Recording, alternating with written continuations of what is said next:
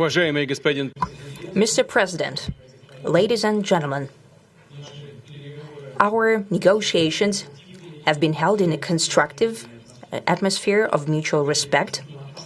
We have very thorough negotiations that were quite useful. I would like to thank once again my American counterpart for the proposal to travel out here to Alaska. It only makes sense that we've met here, because our countries, though separated by the oceans, are close neighbors. So when we've met, when I came out of the plane and I've said, "Good afternoon, dear neighbor. Very good to see you. In good health and to see you alive." I think that is very neighborly. And I think that's some kind words that we can say to each other. We're separated by the Strait of Bering, though there are 2 islands only between the Russian island and the U.S. island. They're only 4 kilometers apart. We're close neighbors, and it's a fact. It's also important that Alaska has to do with our common heritage, common history between Russia and the U.S., and many positive events have to do with that territory. Still, there is tremendous cultural heritage back from the Russian America. For example, Orthodox churches and a lot of, more than 700 geographical names of Russian origin. During the Second World War, it was here in Alaska that was the origin of the legendary air bridge for the supply of military aircraft and other equipment under the Lend-Lease program. It was a dangerous and treacherous route over the vast emptiness of ice. However, the pilots of both countries did everything to bring closer the victory. They risked their lives and they gave it all for the common victory. I was just in the city of Magadan in Russia, and there is a memorial there dedicated to the Russian and the U.S. pilots. And there are 2 flags, the U.S. flag and the Russian flag. And I know that here as well there is such a memorial. There is a military burial place several kilometers away from here. The Soviet pilots that buried there who died during that dangerous mission. We're thankful to the citizens and the government of the U.S. for carefully taking care of their memory. I think that's very worthy and noble. We'll always remember other historical examples when our countries defeated common enemies together in the spirit of battle camaraderie and allyship that supported each other and facilitated each other. I'm sure that this heritage will help us rebuild and foster mutually beneficial and equal ties at this new stage, even during the hardest conditions. It is known that there have been no summits between Russia and the U.S. for 4 years, and that's a long time. This time was very hard for bilateral relations, and let's be frank, they have fallen to the lowest point since the Cold War. I think that's not benefiting our countries and the world as a whole. It is apparent that sooner or later we had to amend the situation to move on from the confrontation to dialogue. And in this case, a personal meeting between the heads of state has been long overdue, naturally under the condition of serious and painstaking work, and this work has been done in general. Me and President Trump have very good direct contact. We've spoken multiple times. We spoke frankly on the phone. And Special Envoy of the President, Mr. Witkoff, traveled out to Russia several times. Our advisors and heads of foreign ministries kept in touch all the time.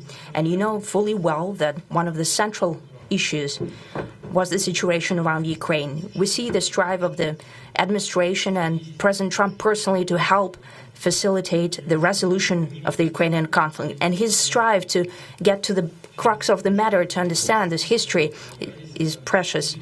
As I've said, the situation in Ukraine has to do with fundamental threats to our security. Moreover, we've always considered the Ukrainian nation, and I've said it multiple times, a brotherly nation, however strange it may sound in these conditions.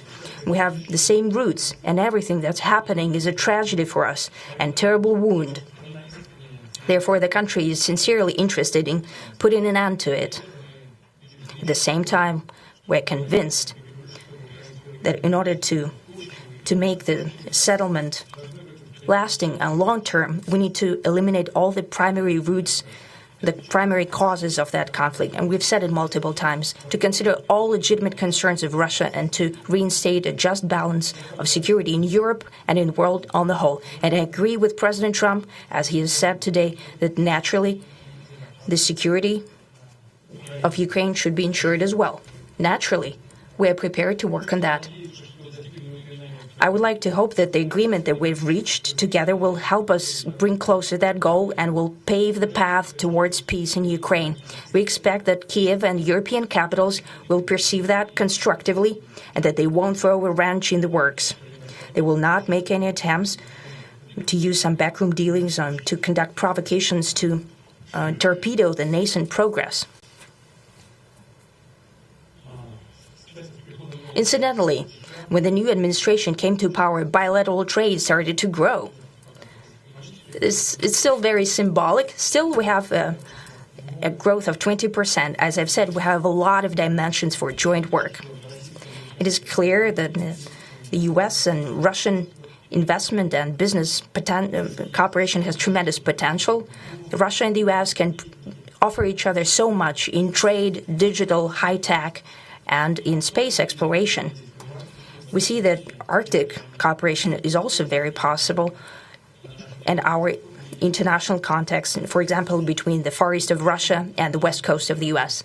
Overall, it's very important for our countries to turn the page, to go back to cooperation. It is symbolic that not far away from here, at the border between Russia and the U.S., there was a so-called international date line. I think you can step over, literally, from yesterday into tomorrow.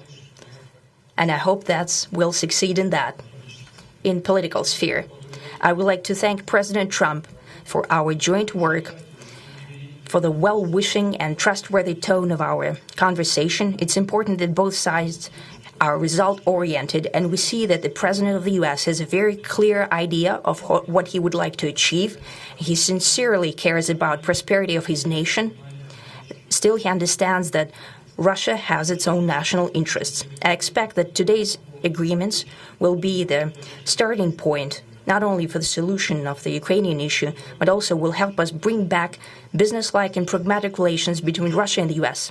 And in the end, I would like to add one more thing. I'd like to remind you that in 2022, during the last contact with the previous administration, I tried to convince my previous American colleague that the situation should not be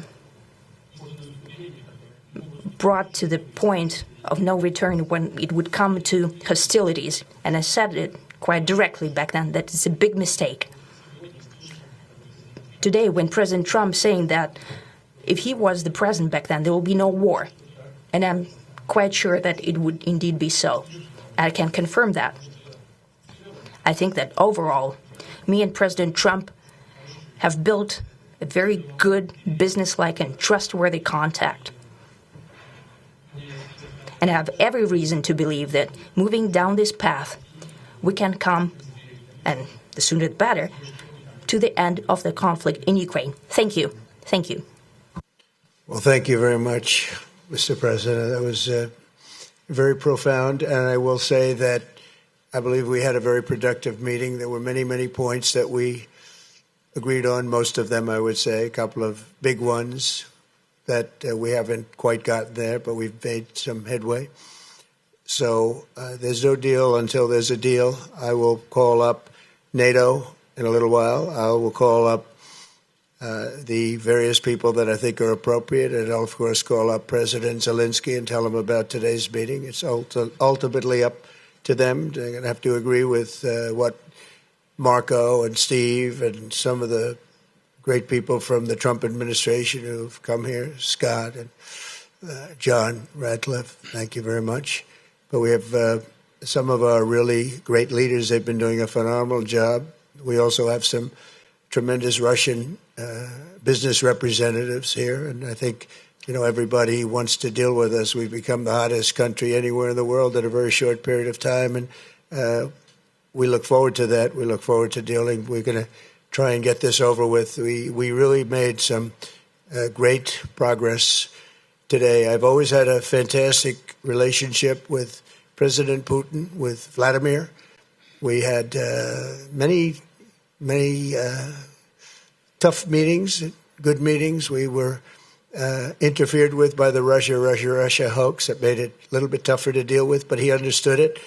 I think he's probably seen things like that during the course of his career. He's seen it all, but we had to put up with the Russia hoax. He knew it was a hoax, and I knew it was a hoax, but what was done was very criminal. But it made it harder for us to deal as a country in terms of the business and all of the things that we'd like to have dealt with. But we'll have a good chance when this is over. So just to put it very quickly, I'm going to start making a few phone calls and tell them what happened. But we had an extremely productive meeting, and many points were agreed to.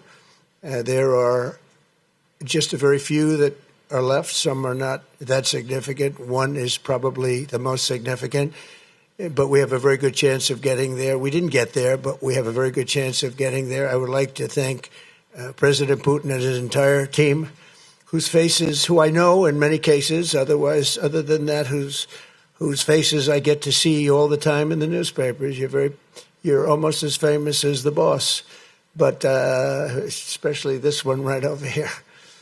But we had some good meetings over the years, right? Good, productive meetings over the years, and we hope to have that in the future. But let's do the most productive one right now. We're going to stop really 5,000, 6,000, 7,000, thousands of people a week from being killed, and President Putin wants to see that as much as I do. So, again, Mr. President, I'd like to thank you very much, and we'll speak to you very soon and probably see you again very soon.